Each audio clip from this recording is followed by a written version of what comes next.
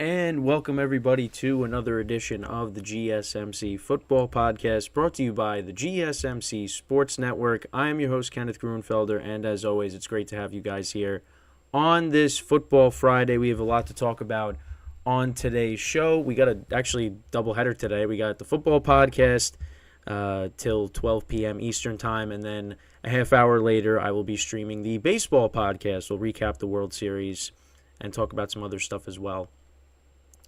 With that. So, I'm really excited about that. And before we get into what we're going to talk about on the football podcast, I just want to remind you guys we got a little graphic debut here. So to tip or donate and get your comments recognized and become part of the show, make sure to go to the following link. That is streamelements.com/gsmcsportsnetwork./tip. Again, that really helps the show, and it gets your comments recognized. It puts you up on the stream. It's a great way to interact with myself, the host.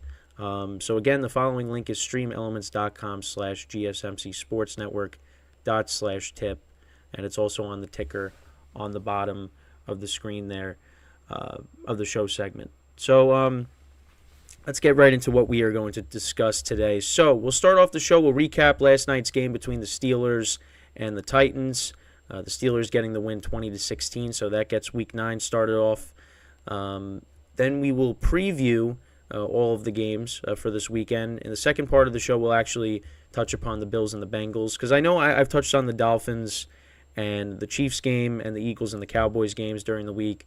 I haven't really talked about this game, the Bills and the Bengals, so we'll talk about that in the second part of the show, and I'll give you my pick for that. And then we'll preview the rest of the games. We'll do the early window games first. That'll be in the third segment, and then in the fourth segment, we'll do the late window games. So let's get right into talking about last night's game between the Steelers and the Titans. So I picked the under in this game, actually, and I was definitely sweating it out a little bit last night because towards the end, the Titans were driving and they had a chance to win the game.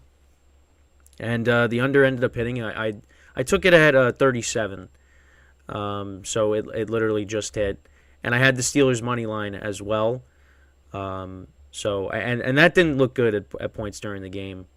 But yeah, I mean the Steelers get the win. They improved to 5-3. The Titans, they dropped to 4-3 on the season. But you know what? I saw a lot of good things out of Will Levis. Made some good throws last night. So if you're a Titans fan, you definitely got to be encouraged by what you've seen so far from him. And he continues to target DeAndre Hopkins, because Hopkins has had a lot of quiet. I mean, last night he didn't have a monster game, but he's definitely targeting DeAndre Hopkins a lot. He had 11 targets yesterday. So that just goes to show you that he's throwing the ball to him. Actually, Kyle Phillips ended up being their leading receiver. He had 68 yards receiving. Derrick Henry had a couple of big plays in this game. He actually almost took one to the house, but the Steelers were able to tackle him right before he was able to break free. He had 17 carries for 75 yards and a touchdown. The Titans, they were winning, going into the second half. The Steelers, they actually opened up the game, 10 plays, 78 yards, almost 5 minutes. Went right down the field, scored a touchdown.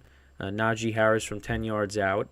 So you're like, okay, here we go. That's Matt Canada on the sidelines. That's a good start for the Steelers. And then on the Titans' first possession, they went down the field, 14 plays, 72 yards, kicked a field goal. That was 7 minutes, almost 7.5 minutes. The Steelers, they got penalized a lot during this drive. And that's kind of what, extended the drive, got the Titans in field goal range. They kicked the field goal to tie it up. Steelers and Titans both punted. Then to open up the second quarter, the Steelers punted. Then the Titans went 11 plays, 73 yards down the field, almost 6.5 minutes. And that was the Derrick Henry touchdown. And the Steelers, they had him, but he was able to break tackles and get into the end zone. He's very hard to take down.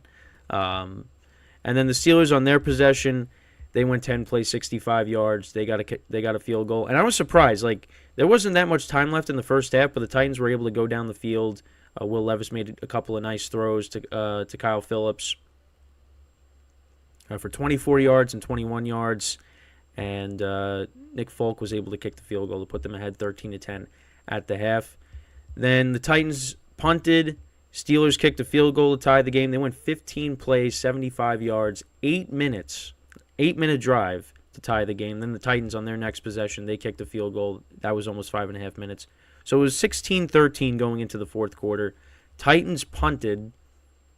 And then the Steelers, 11 plays, 92 yards. Deontay Johnson catching his first touchdown in 2 years. The last time he caught a touchdown, Ben Roethlisberger was the quarterback. Which, I mean, it's crazy that's the case. And that was from 3 yards out. That put the Steelers ahead. Titans turned it over on downs. Steelers punted. And the Steelers, listen, the game was over when the Titans actually got the ball back when the Steelers punted. And there was another penalty. So that extended the drive. The Titans were driving, and I'm thinking, oh, no, here we go. And then Will Levis ended up throwing a pick to Quan Alexander, and the Steelers ended up holding on and winning 20-16. And Kenny Pickett, as you see on the screen here, he didn't have a great game, 19-30, 160 yards and a touchdown, but he was money in the fourth quarter when it counted.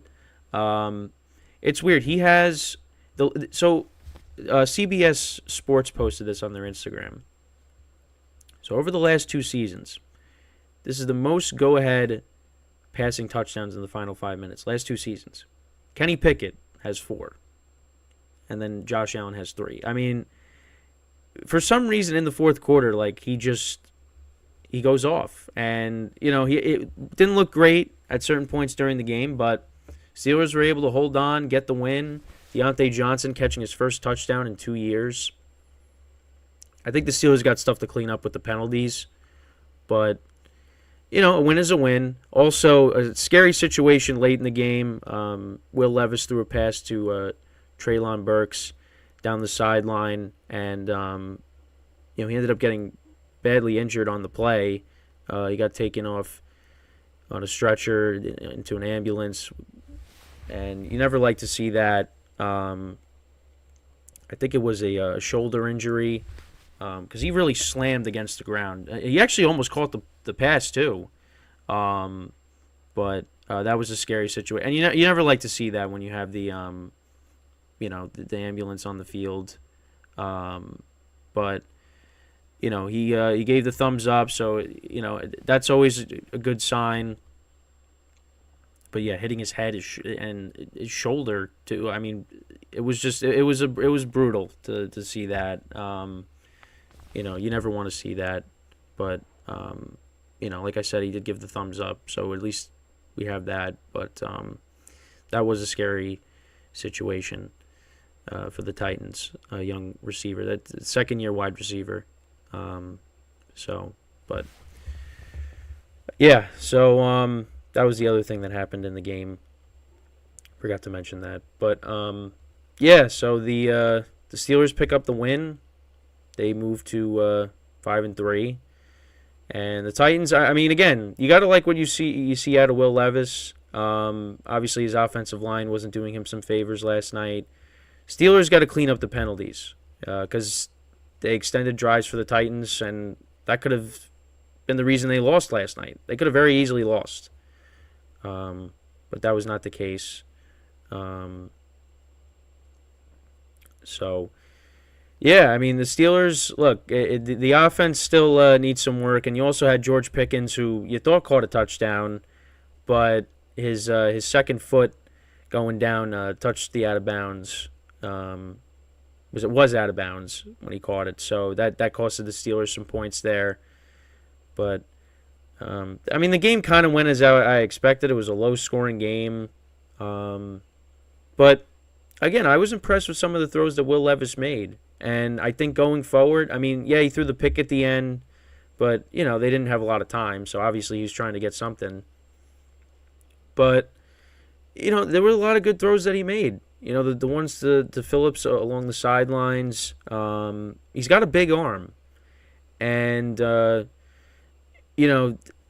think you got to roll with him going forward. Because you know what you got out of Tannehill, and this guy is going to be your future. So, give him a shot, and see what you got out of him for the second half of the year. And so far, you got to like what you've seen. I mean, he's already won a game.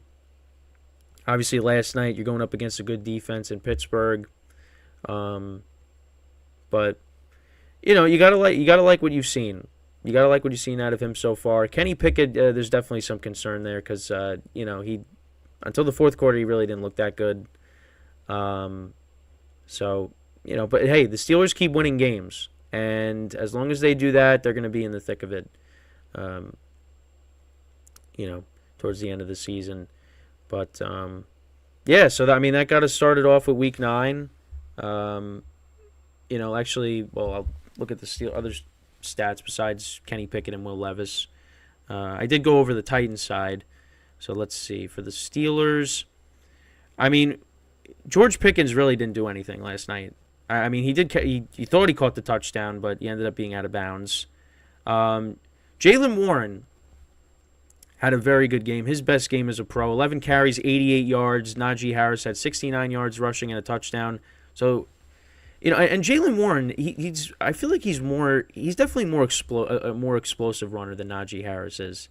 Because Najee Harris, you kind of see him running east to west, and he's not running north and south sometimes. Jaylen Warren is a bowling ball. They got a nice player with him. And he had that big run towards the end of the game that set up the go-ahead touchdown to Deontay Johnson. The Steelers, hopefully the running game can continue to improve there. Obviously, you expect more out of Najee Harris. So he had a 25-yard run last night. And then Deontay Johnson was their leading receiver. He had 90 yards receiving and a touchdown. Again, I just find it crazy how, that was his first touchdown in 2 years. But yeah, it's over now. It's over now. But listen, for the Steelers, you take the win, but obviously the offense still doesn't look great. Next week they actually play the Packers, so that's a winnable game. But then they're at Cleveland and then at Cincinnati the following 2 weeks. So they got some big divisional games coming up, and if they really want to be taken seriously in this division, they're going to have to win those games. Obviously, they're 2-0 already this year, facing their NFC North opponents. AFC North opponents. We'll see. We'll see what happens. They're going to be on the road for those 2 games. They're at home against the Packers next week. Before that, so, we'll see how it goes. And then as for the Titans, they will be at Tampa Bay next week. And then in a couple weeks, they'll be at Jacksonville. So, but I definitely was impressed with what I saw from Will Levis last night. And, it helps when you got Derrick Henry, DeAndre Hopkins on your team. So, the Titans just got to keep building off of that. Obviously, I don't think they're going to make the playoffs, but, they could, they definitely can hang around 500 the rest of the way, I think. So, we'll see what happens. But with that, we are going to take our first break of the show, and then when we come back, we will discuss the Bills-Bengals game. We'll preview that, and then it'll be the second part of the show when we come back from our first break. So stick around, and we'll be right back here on the GSMC Football Podcast.